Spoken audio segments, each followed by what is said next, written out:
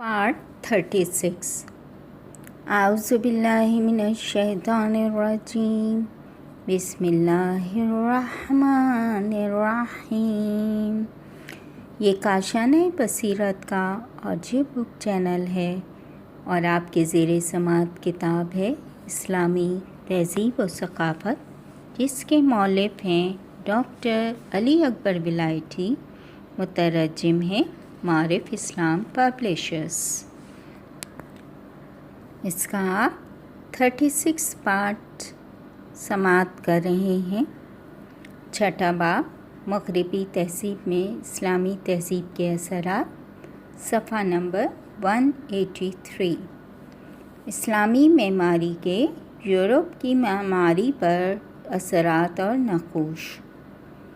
बिलाशुबा मुसलमानों ने यूरोप के मुख्तलिफ़ फ़नून बिलख़ुसूस फ़न मेमारी को मुतासिर किया।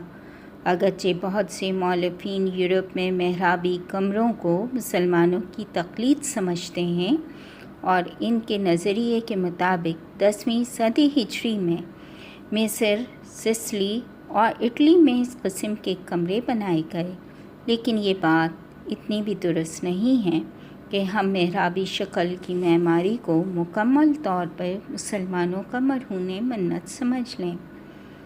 कुछ लोगों का ख़याल है कि इस्लामी मेमारी के उसूल गैर मुस्लिम अक़वाम से लिए गए हैं।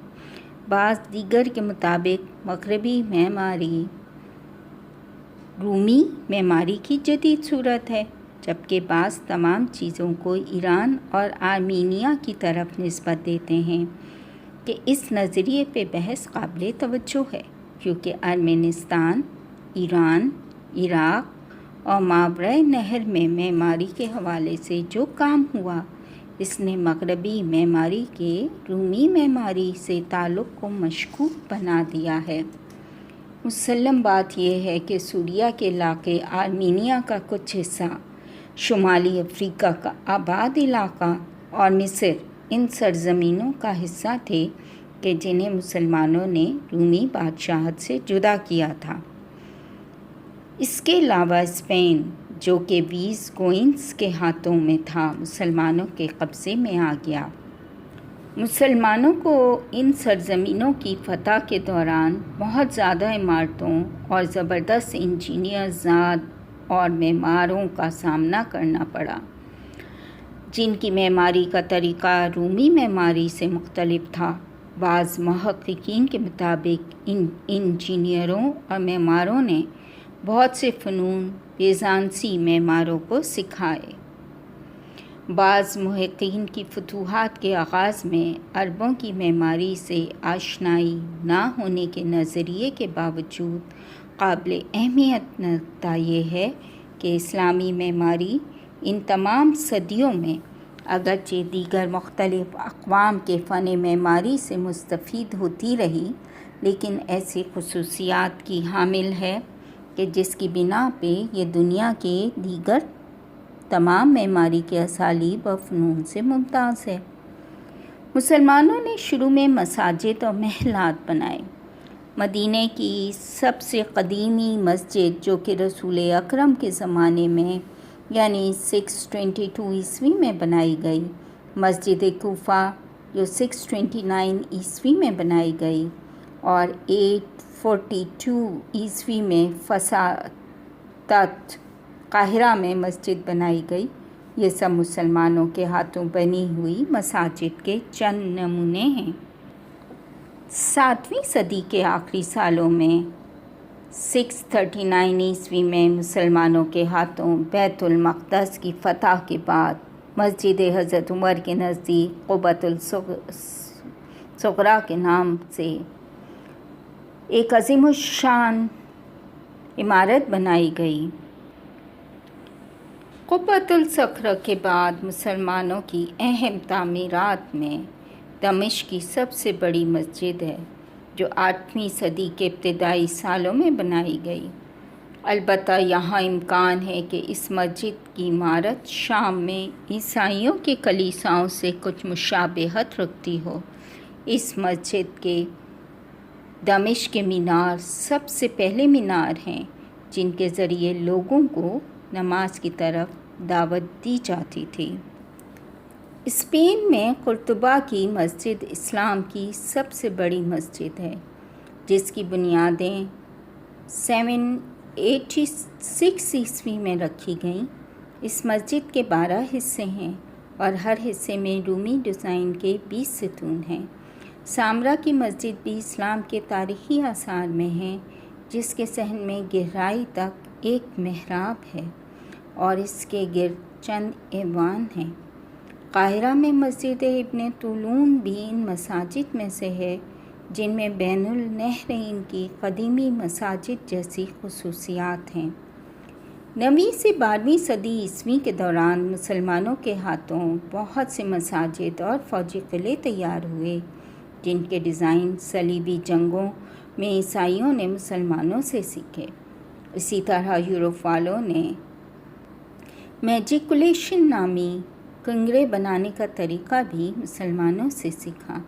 14ویں صدی میں فرانس اور انگلستان کے محلات اور قلعے بنانے کے دوران اس قسم کے کنگروں نے دوسری صورت اختیار کر لی۔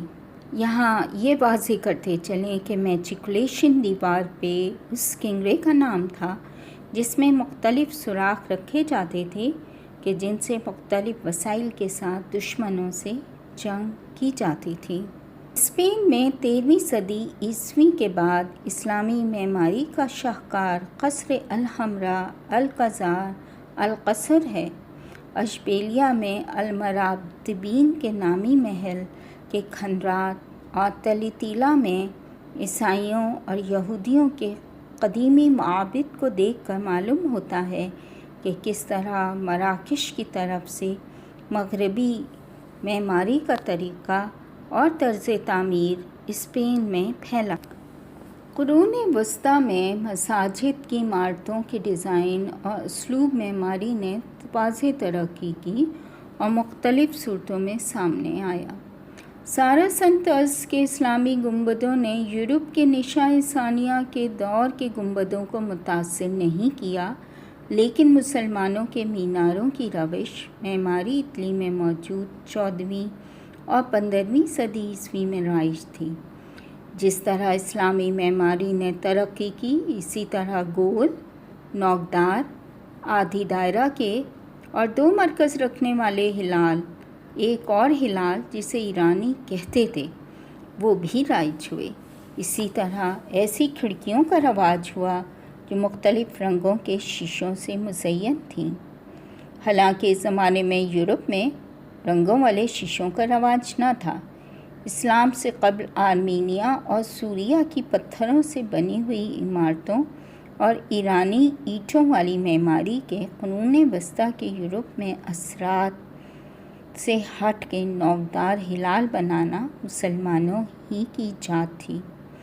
بلا شبہ ایک تو مسلمانوں کے صلیبی جنگوں میں تعلقات اور دوسرا قرون وسطیٰ کے دوستانہ روابط اسلامی معماری کو سرزمین مغرب میں پھیلانے کے باعث بنے۔ ڈالور کی کتاب پیرس کی تاریخ میں ملتا ہے کہ پیرس کے نیسٹر ڈام کلیسا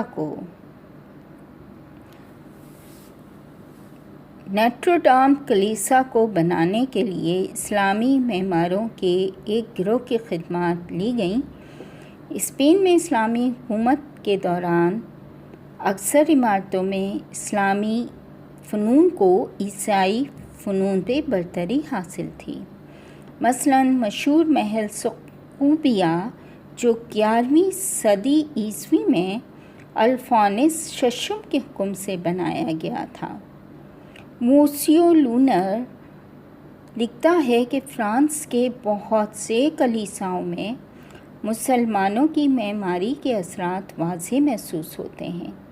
اسی طرح اسلامی فن معماری کے ایک ماہر موسیو پریس کا یہ نظریہ ہے کہ یورپ میں 16ویں صدی کے آخر تک خوبصورت میناروں کا جو رواج تھا، ان کے ڈیزائن مسلمانوں سے لیے گئے تھے۔ یہاں پر ہمارا 6واں باب اختتام پذیر ہوا۔ اس میں ہم نے جو نظر لی اس کا ایک جائزہ لیتے ہیں۔ عقلی علوم، اسلامی فلسفہ اور الہی علوم کے مغربی تہذیب پہ اثرات، اسلامی طب کے مغربی تہذیب پہ اثرات، اسلامی ریاضیات کی مغربی تہذیب پہ اثرات، اسلامی علم فلکیات کے مغربی تہذیب پہ اثرات، اسلامی جغرافی کے مغربی تہذیب پر اثرات، اسلامی ہنر و فن کا یورپ میں نفوذ، اقوام اسلامی کے فن مصوری کے مغربی فن مصوری پہ اثرات، اسلامی موسیقی کے مغربی موسیقی پر اثرات، اسلامی معماری کے یعنی کنسٹرکشن کے یورپی معماری پر اثرات اور نقوش۔ انشاءاللہ یہاں تک تو ہم نے صفحہ نمبر 186 پہ آپ کے ساتھ شیئر کیا۔ 7واں باب اسلامی تہذیب کے جمود، اندرونی اور بیرونی اسباب، اس کا انشاءاللہ ہم اگلے حصے میں جائزہ لیں گے۔